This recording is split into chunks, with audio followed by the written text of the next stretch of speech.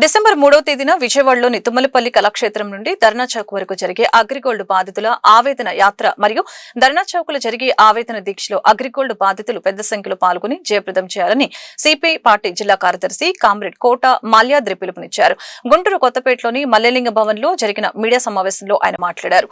గత 11 సంవత్సరాల నుంచి AgriGold customers and agents welfare association ఆధ్వర్యంలో ముప్పాల నాగేశ్వరరావు సారథ్యంలో అనేక శాంతియుత పోరాటాలు జరపడం వలన మరణించిన 142 మంది బాధిత కుటుంబాలకు 5 లక్షల రూపాయల చొప్పున గత టీడీపీ ప్రభుత్వంలో చంద్రబాబు నాయుడు ఎక్స్గ్రేషియా ఇచ్చారని తెలిపారు. 250 కోట్ల రూపాయలు కార్పస్ పండుగ ఇచ్చారని 10,000 20,000 లోపు వారికి జగన్మోహన్ రెడ్డి బటన్ నొక్కి 906 కోట్ల రూపాయలు బాధితులకు ఇచ్చారని తెలిపారు.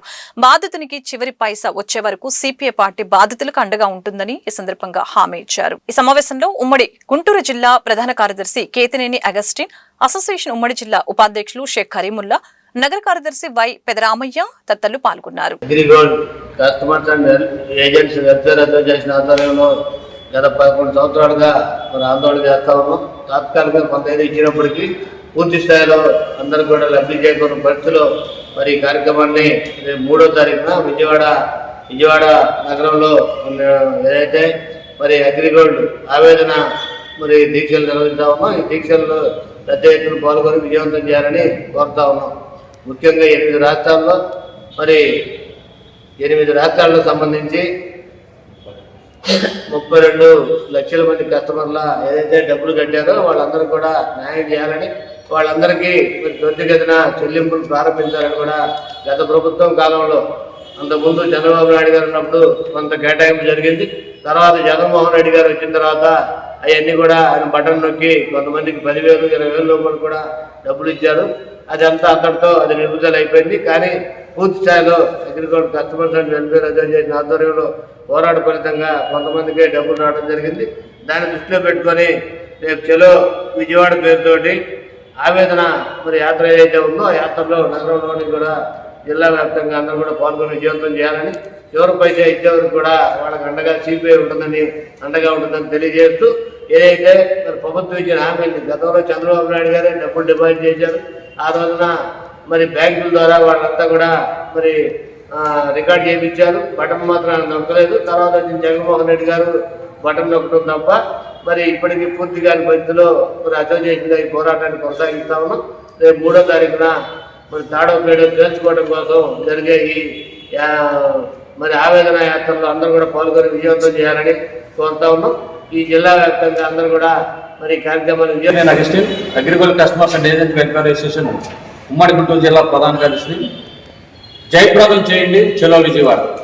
డిసెంబర్ 3వ తారీఖు విజయవాడ తుమ్మలపల్లి కళాక్షేత్రం నుంచి ప్రదర్శనగా వెళ్ళి ధర్నా చౌక్లో జరిగేటటువంటి ఆవేదన దీక్షలు, అగ్రిగోల్డ్ బాధితుల ఆవేదన దీక్షల్ని జయప్రదం చేయాలని చెప్పి కోరుతూ, గత 11 సంవత్సరాల నుంచి AgriGold customers and agent welfare association ఆధ్వర్యంలో ముప్పాల నాగేశ్వరరావు ఆధ్వర్యంలో అనేక శాంతియుత పోరాటాలు జరిపి మరణించినటువంటి బాధితులకి 5 లక్షల రూపాయల చొప్పున 142 మందికి ఎక్స్రేస్ ఇప్పించడం కానీ, అగ్రిగోల్డ్ బాధితుల యొక్క బాండ్లు ప్రతి పోలీస్ స్టేషన్లో నమోదు చేయడం కానీ, అదేవిధంగా 10,000 రూపాయలు 20,000 రూపాయలు వాళ్ళకి కొంత 906 కోట్ల రూపాయలు ఇప్పించడం కానీ జరిగింది.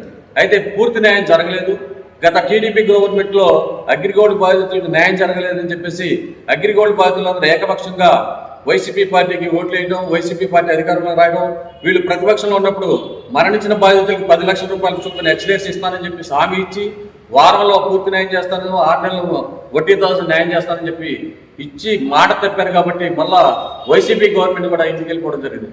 మరి మొన్న జరిగినటువంటి ఎన్నికల్లో అగ్రిగోల్డ్ ఆస్తులు అమ్మి ప్రతి ఒక్క బాధితుడికి పూర్తి న్యాయం చేస్తానని చెప్పేసి ఎన్నికల మేనిఫెస్టోలో పెట్టినటువంటి కూటమి ప్రభుత్వం మీరు ఇచ్చినటువంటి హామీలను వెంటనే నెరవేర్చాలని చెప్పేసి, దీనికోసం ప్రత్యేకమైనటువంటి ఫాస్ట్ ట్రాక్ కోర్టుని విజయవాడ పరిధిలో ఏర్పాటు చేయాలని చెప్పేసి, రిటైర్డ్ సమర్థత కలిగినటువంటి అధికారులతో ఒక కమిటీ సిట్ని ఏర్పాటు చేయాలని చెప్పేసి, తర్వాత కంపెనీ ఆస్తులు మ్యూటేషన్ చేసేసి త్వరగా వేలం పాట వేయాలని చెప్పేసి, చివరి బాధితుడికి చివరి పైసా వచ్చే వరకు కూడా పూర్తి న్యాయం చేయాలని చెప్పేసి, అగ్రిగోల్డ్ బాధితుల దగ్గర బాండ్లు లేకపోవడం, కొన్ని బాండ్లు ఆఫీసుల్లో అలా ఇవ్వడం వల్ల చాలా మందికి న్యాయం జరగని పరిస్థితి ఉంది. కాబట్టి కొంతమంది కస్టమర్కి డబ్బులు ఇచ్చిన పరిస్థితి ఉంది. కాబట్టి కంపెనీ డేటా లేదా సిఐడి వారి దగ్గర ఉన్నటువంటి డేటా ప్రకారం బాధితులకి డబ్బులు ఇచ్చి న్యాయం చేయాలని చెప్పేసి ఇంకొక మరణం జరగకుండా చూడాల్సిన బాధ్యత కూడా ప్రభుత్వమే ఉంది. కాబట్టి ప్రభుత్వం ఇచ్చినటువంటి హామీలని వెంటనే నెరవేర్చి